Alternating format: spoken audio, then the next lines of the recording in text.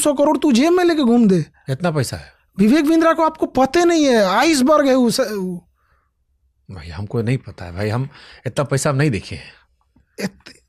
कम से कम ऐसी 10-15 कंपनियों में शेयर होंगे जो कंपनियां 30-40 हजार करोड़। वो आदमी दूसरे को बिजनेस करना सिखाता है, उसको आप कहिएगा। जिनकी कंपनी 5-5 हजार करोड़ की है, हम जाके देखें वहाँ बैठ के ट्यूशन पढ़ता है, और उसको कहिएगा कि पैसा ये सब अपनी तरह समझ लिया है, सब पॉकेट मार कि 5 लाख रुपए में वीडियो बना दो तो वो बनाएगा। उन्होंने प्रयास किया होगा, हमको नहीं पता है। हमको बस आपने कहा था, ये सवाल यही है, आपने विवेक बिंद्रा से कहा था कि तुम मेरे लिए टीचर्स को अलाइन कर दो और मेरी मदद करवाओ? नहीं, उन्होंने हमें कॉल किया, कहा कि ये क्या मैटर चल रहा है। मैंने बताया ऐसे ऐसे है, मीडिया गलत डायरेक्शन में ले जा रही है।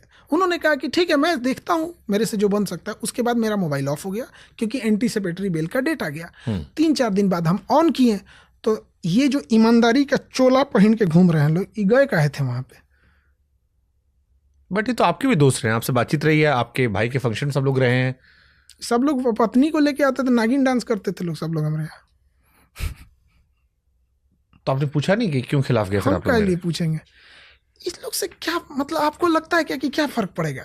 ये लोग बेचारे रोशन के साथ भी नहीं है, सुनिए बता रहे हैं, उसके साथ भी नहीं है। इन लोगों ने, किसने पोस्टमार्टम करा दिया उस बेचारे का? किसने जाके सीसीटीवी लाया नेपाल से? ये सब चाहते हैं बिहार का एडमिशन लेना, सीधी सी बात बता रहे हैं।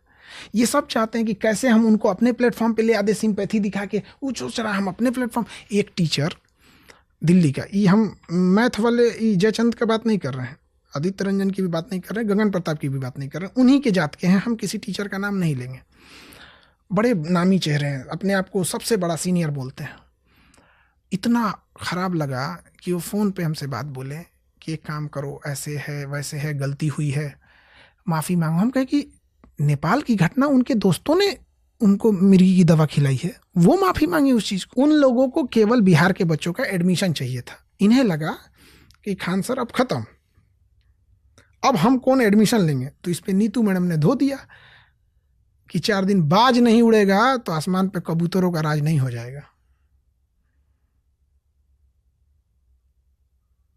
मेरे को फिर लगता है अंजना जी ने सही गलत थोड़ी कहा था, माफिया वो जो शब्द इस्तेमाल किया गया था। कभी कभी लगता है कि क्या ही अब बोल सकते क्योंकि हम केस लड़ रहे हैं। हाँ, लेकिन कोचिंग माफिया शब्द उन्होंने क्या गलत इस्तेमाल किया था?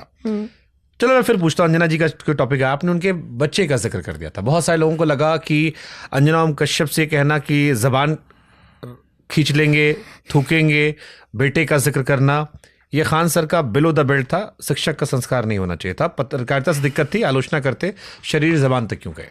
कोर्ट केस में चल रहा है लेकिन फिर भी इंसानियत के नाते हम पूछ ले रहे हैं। देखिए, उनके बच्चा किस स्कूल में पढ़ता है हमने ये नहीं बोला, ये जानते हुए भी हमने नहीं बोला, लेकिन उनका चैनल ने मेरा घर दिखा दिया। मतलब आपकी प्राइवेसी, हमारा प्राइवेसी नहीं है।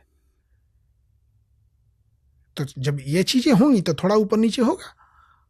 आप बताइए, किसी का घर दिखाइएगा आप इतने भयंकर कंट्रोवर्सी में, हम दिखा दें अंजना का घर तो कैसा लगेगा? हमने मर्यादा का ध्यान रखा कि नहीं रखा?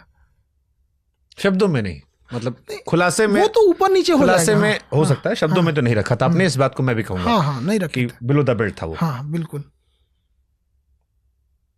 ठीक है, आप लोग का मुकदमा कोर्ट में, लेकिन एक इंसानियत के नाते कुछ लगता है गलत हो गया। नहीं, वो बच्चे वाला का खैर वो अलग बात है, क्योंकि हमने बच्चे का बस ये बताया कि बड़ा महंगे स्कूल में पढ़ते हैं, संसद भवन के आसपास का एरिया। हमने कभी ना उस स्कूल का नाम लिया, ना उस स्कूल का एड्रेस लिया, ना इनके बच्चे का नाम लिया, कुछ भी नहीं लिया।